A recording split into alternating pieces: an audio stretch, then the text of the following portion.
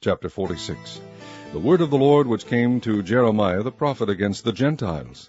Against Egypt, against the army of Pharaoh Necho, king of Egypt, which was by the river Euphrates in Carchemish, which Nebuchadrezzar king of Babylon smote in the 4th year of Jehoiakim the son of Josiah king of Judah.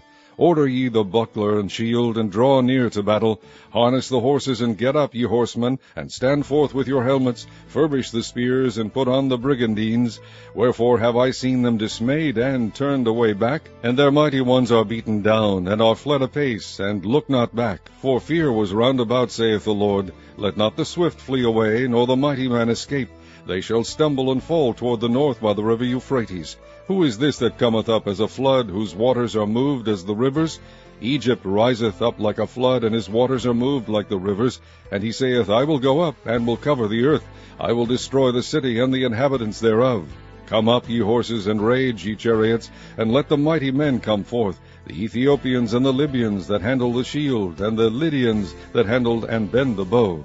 For this is the day of the Lord God of hosts, a day of vengeance, that he may avenge him of his adversaries. And the sword shall devour, and it shall be satiate and made drunk with their blood. For the Lord of hosts hath a sacrifice in the north country by the river Euphrates. Go up into Gilead, and take balm, O virgin, the daughter of Egypt. In vain shalt thou use many medicines, for thou shalt not be cured.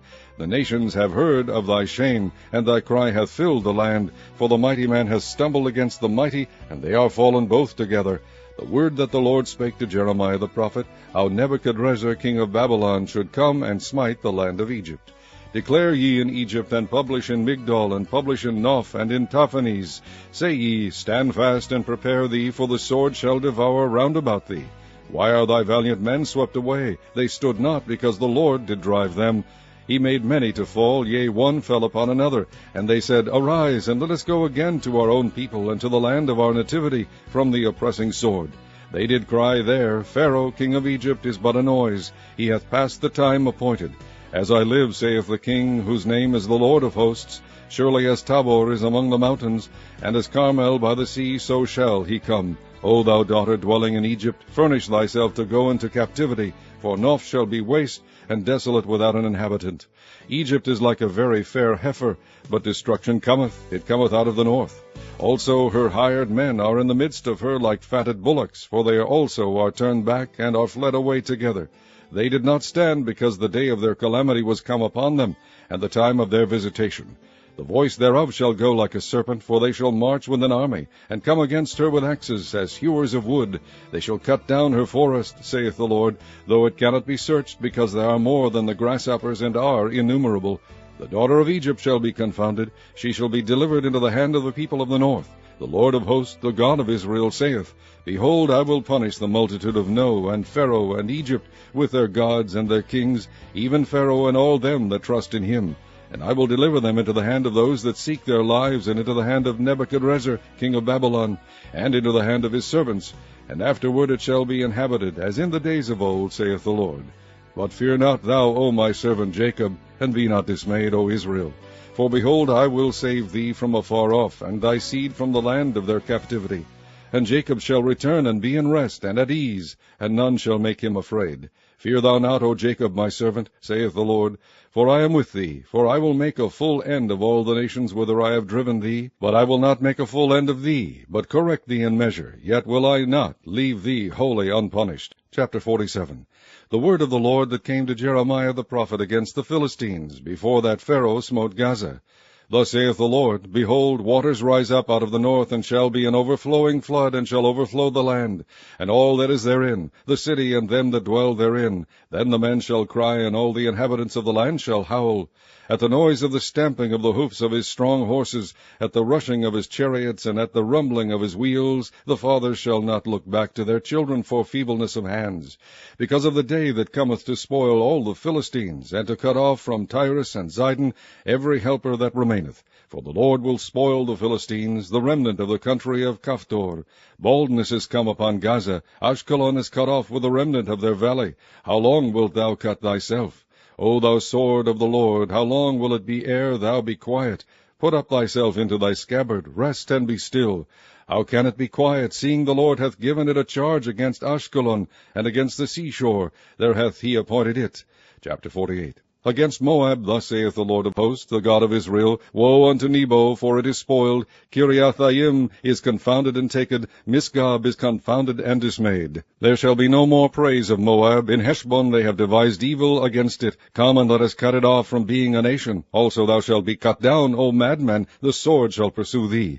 A voice of crying shall be from Horonaim, spoiling and great destruction. Moab is destroyed, her little ones have caused a cry to be heard. For in the going up of Luhith continual weeping shall go up. For in the going down of Horonaim the enemies have heard a cry of destruction. Flee, save your lives, and be like the heath in the wilderness. For because thou hast trusted in thy works and in thy treasures, thou shalt also be taken. And Chemosh shall go forth into captivity with his priests and his princes together, and the spoiler shall come upon every city, and no city shall escape. The valley also shall perish, and the plain shall be destroyed, as the Lord hath spoken. Give wings unto Moab, that it may flee and get away. For the cities thereof shall be desolate, without any to dwell therein.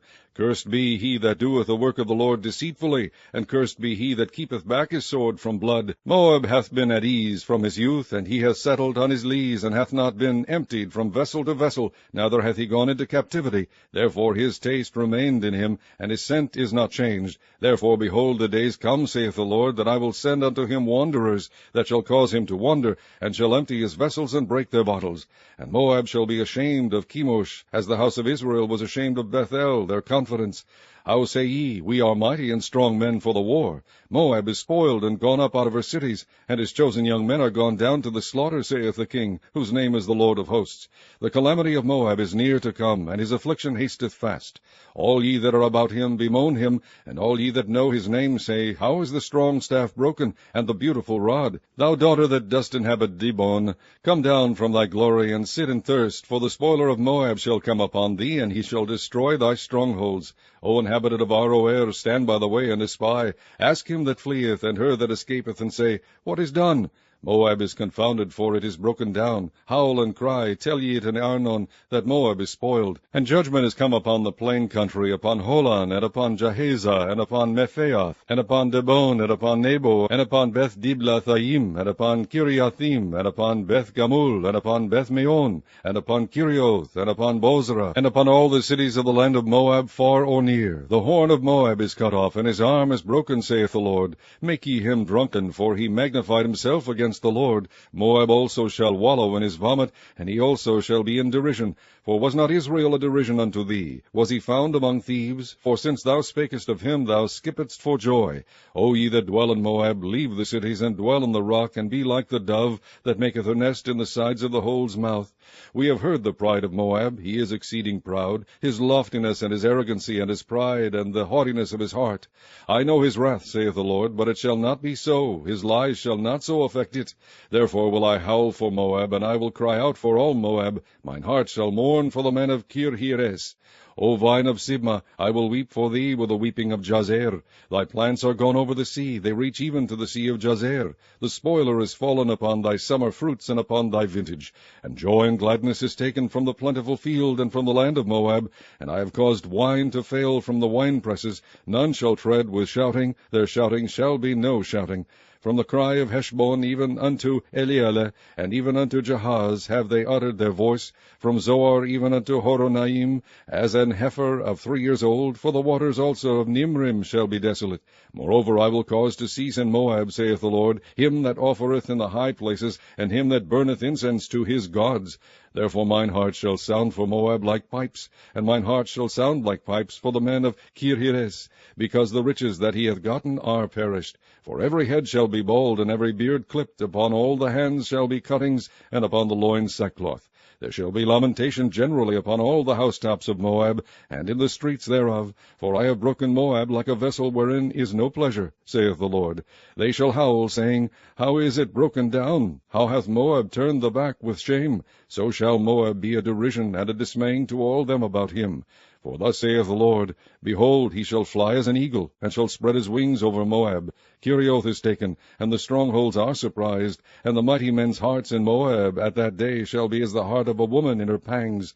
And Moab shall be destroyed from being a people, because he hath magnified himself against the Lord. Fear, and the pit, and the snare shall be upon thee, O inhabitant of Moab, saith the Lord. He that fleeth from the fear shall fall into the pit, and he that getteth up out of the pit shall be taken in the snare. For I will bring upon it, even upon Moab, the year of their visitation, saith the Lord. They that fled stood under the shadow of Heshbon because of the force. But a fire shall come forth out of Heshbon, and a flame from the midst of Sichon, and shall devour the corner of Moab, and the crown of the head of the tumultuous ones. Woe be unto thee, O Moab! The people of Chemosh perisheth, for thy sons are taken captives, and thy daughters captives. Yet will I bring again the captivity of Moab in the latter days, saith the Lord. Thus far is the judgment of Moab.